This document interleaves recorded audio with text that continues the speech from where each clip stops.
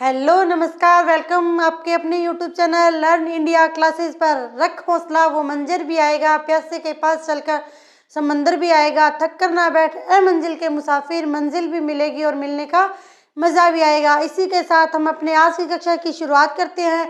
हम business method यानी कि व्यवसाय अध्ययन के बारे में, जूनियर अकाउंटेंट में व्यवसाय अध्ययन के बारे में पढ़ रहे हैं। तो हमारा आज का टॉपिक है प्रबंध के सिद्धांत। प्रबंध के क्या सिद्धांत होते हैं, प्रबंध के सिद्धांतों के बारे में हम आगे पढ़ेंगे। लेकिन सबसे पहले कि प्रबंध के सिद्धांतों का अर्थ क्या होता है, तो इसका अर्थ है प्रबंध के सिद्धांत जो होते हैं वह आधारभूत कथन व सर्वमान्य सत्य होते हैं। प्रबंध के जो सिद्धांत होते हैं वह आधारभूत कथन एवं सर्वमान्य सत्य होते हैं। इन्हें ये कथन जो होते हैं इन्हें सत्य के रूप में माना जाता है, क्योंकि इसमें तर्क विचारों को आधार मानकर ही कार्य किया जाता है। तो प्रबंध के सिद्धांतों में जो ये कथन होते हैं वह आधारभूत सत्य होते हैं, आधारभूत कथन होते हैं, सर्वमान्य सत्य होते हैं, क्योंकि इन्हें तर्कों एवं विचारों के आधार पर बनाया जाता है। आगे है नियमों। प्रबंध के सिद्धांत जो होते हैं वह नियमों व कानूनों के रूप में स्वीकार किए जाते हैं।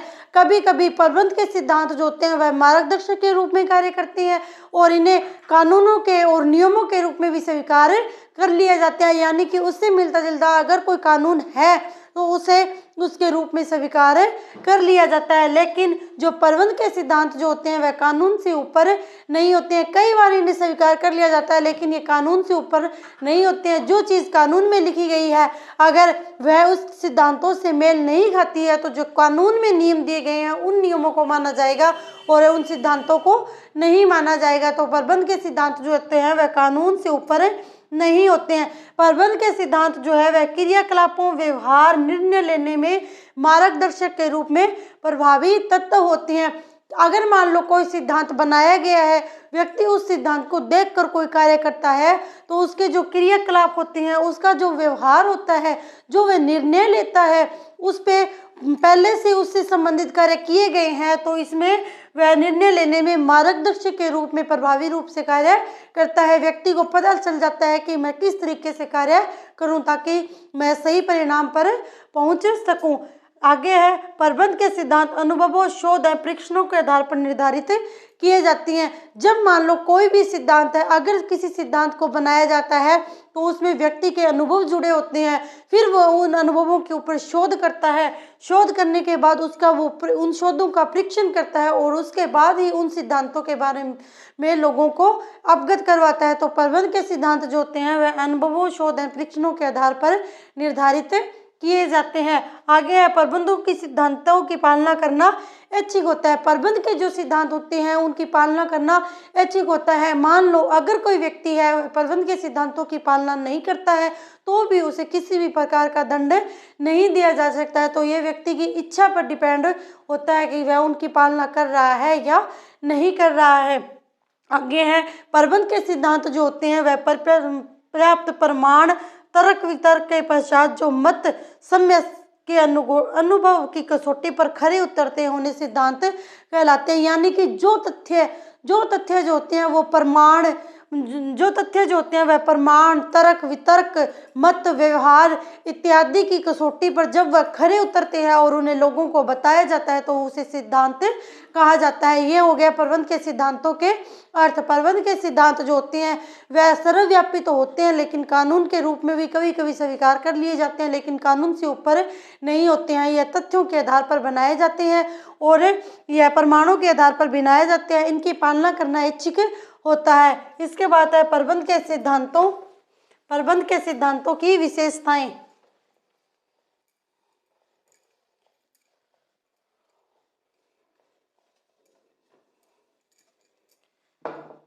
प्रबंध के सिद्धांतों की विशेषताएं। सबसे पहले प्रबंध के सिद्धांत जो होते हैं वह लोचशील होते हैं। प्रबंध के सिद्धांत जो है वह लोचशील होते हैं, यानी कि यह सिद्धांत जो होते हैं वह फ्लेक्सिबल होते हैं, क्योंकि इनमें समय के अनुसार परिवर्तन किया जा सकता है। मान लो कोई नियम है वह पहले लागू नहीं था, अगर वह नियम अब लागू है तो उसमें परिवर्तन किया जा सकता है, क्योंकि प्रबंध के सिद्धांत जो होते हैं वो लोचशील यानी कि फ्लेक्सिबल होते हैं और इनमें समय के अनुसार परिवर्तन किया जा सकता है। नेक्स्ट है आधारभूत। प्रबंध के सिद्धांत जो होते हैं वह आधारभूत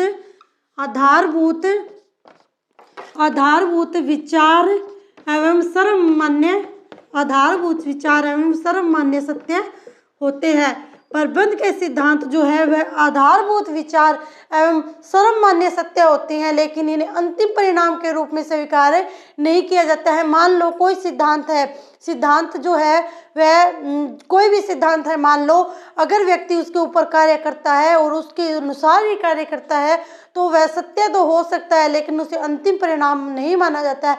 अगर उससे संबंधित कोई कानून है तो उस कानून के ध्यान में रखकर ही उसके अंतिम परिणाम को ज्ञात किया जाता है। इसके बाद है प्रबंध के सिद्धांत जो है वह सार्वभौमिक होते हैं। प्रबंध के सिद्धांत जो है वह सार्वभौमिक एवं सर्वमान्य होते हैं। प्रबंध के सिद्धांत जो है वह संपूर्ण मान लो पूरे विश्व में सेम रूप से लागू होते हैं। प्रबंध के सिद्धांत जो है वह पूरे विश्व में समान रूप से लागू होते हैं, तो ये सार्वभौमिक होते हैं और सर्वमान्य होते हैं, इन्हें सभी के द्वारा ही माना जाता है। तो प्रबंध के सिद्धांत सार्वभौमिक एवं सर्वमान्य होते हैं। प्रबंध के सिद्धांत नियमों से अलग होते हैं, नियमों से अलग।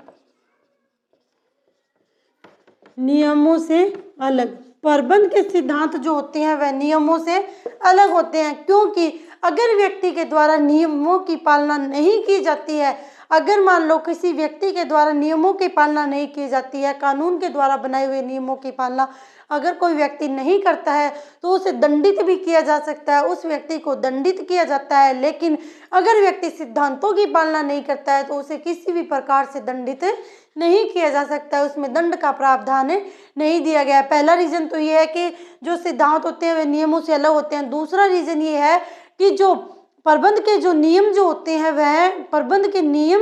हैं वह सर्वमान्य तो होते हैं, लेकिन इससे व्यक्ति को कार्य करने के तरीकों के बारे में तो पता लग जाता है, लेकिन वह उस विधियों से अवगत नहीं हो पाता है। प्रबंध के सिद्धांत नेक्स्ट है प्रबंध के सिद्धांत भविष्यवाची होते हैं, निदानात्मक नहीं।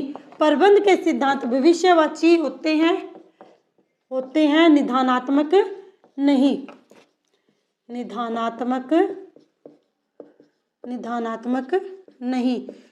प्रबंध के सिद्धांत जो होते हैं वह भविष्यवाची तो होते हैं, व्यक्ति को पता लग जाता है भविष्य में इस तरीके से हम कार्य कर सकते हैं, लेकिन इससे किसी भी समस्या का समाधान नहीं किया जा सकता। यह निदानात्मक नहीं होते हैं, क्योंकि यह मार्गदर्शक के रूप में कार्य करते हैं। नेक्स्ट है प्रबंध के सिद्धांत जो होते हैं वह प्रबंधक के पथ प्रदर्शक के रूप में यानी कि लैंप पोस्ट के रूप में कार्य करता है। तो पथ प्रदर्शक के रूप में कार्य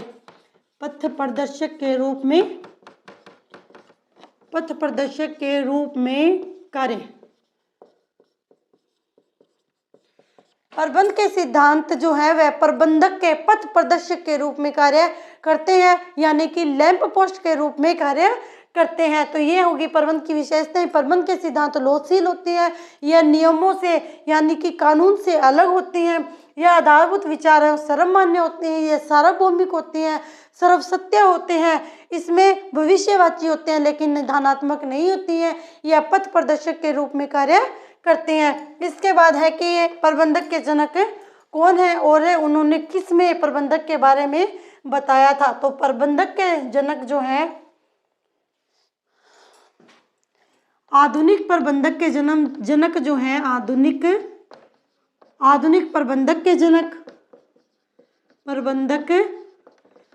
प्रबंधक बोल लो या प्रबंध के सिद्धांत बोल लो, प्रबंध के सिद्धांत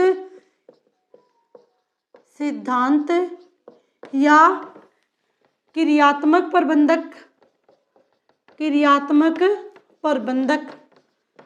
इन सभी के जनक जो है वह हेनरी फेयोल को माना जाता है। Henry Fayol. आधुनिक प्रबंधक के जनक जो होते हैं आधुनिक प्रबंधक के जनक प्रबंधक के सिद्धांतों के जनक जो हैं, और क्रियात्मक या विचारणात्मक प्रबंधक के जनक जो हैं वह हेनरी फेयोल को माना जाता है। लेकिन प्रबंध के जो जनक हैं, ये तो हो गया आधुनिक प्रबंधक के जनक, लेकिन प्रबंध के जनक जो है वह पीटर ड्रकर को माना पीटर ड्रकर को माना जाता है। प्रबंध के जनक पीटर ड्रकर होते हैं, आधुनिक प्रबंध के जनक हेनरी फेयोल होते हैं। वैज्ञानिक प्रबंधक के जनक जो है वह F.W. टेलर को माना जाता है। तो वैज्ञानिक प्रबंध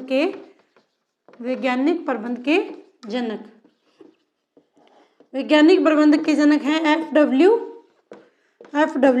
टेलर। वैज्ञानिक प्रबंध के जनक F.W. टेलर माने जाते हैं। इसके बाद है मानवीय प्रबंधक के जनक जो है मानवीय प्रबंधक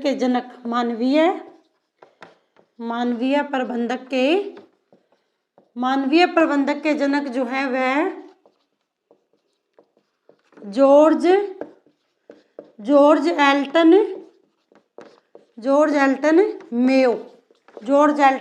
मेयो। आधुनिक प्रबंधक के सिद्धांतों के क्रियात्मक प्रबंधकों के जनक जो है वह हेनरी फेयोल है। प्रबंधक के जनक पीटर ड्रकर हैं। वैज्ञानिक प्रबंध के जनक F.W. टेलर है, और मानवीय प्रबंधक के जनक जो है वह जॉर्ज एल्टन मेयो को माना जाता है। इसके बाद है हेनरी फेयोल जो है, इसने प्रबंध के सिद्धांतों के बारे में प्रबंधक के रूप में 5 कार्यों के बारे में भी बताया है। हेनरी फेयोल ने बताया है कि एक प्रबंधक के मुख्यतः 5 कार्य होते हैं। तो हेनरी फेयोल ने प्रबंधक के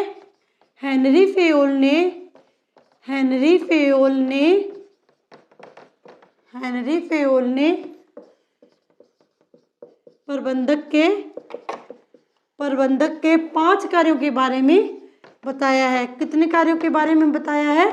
5 कार्यों के बारे में बताया है।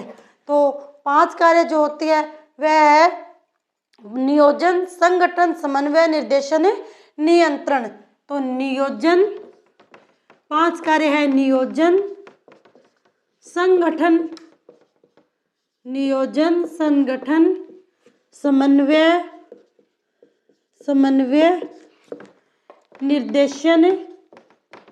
निर्देशन और नियंत्रण।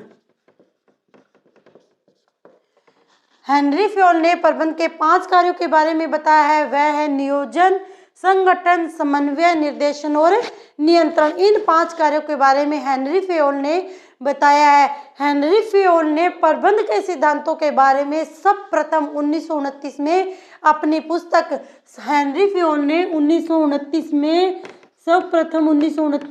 अपनी पुस्तक हेनरी फेयोल की जो पुस्तक है इंडस्ट्रियल एंड जर्नल मैनेजमेंट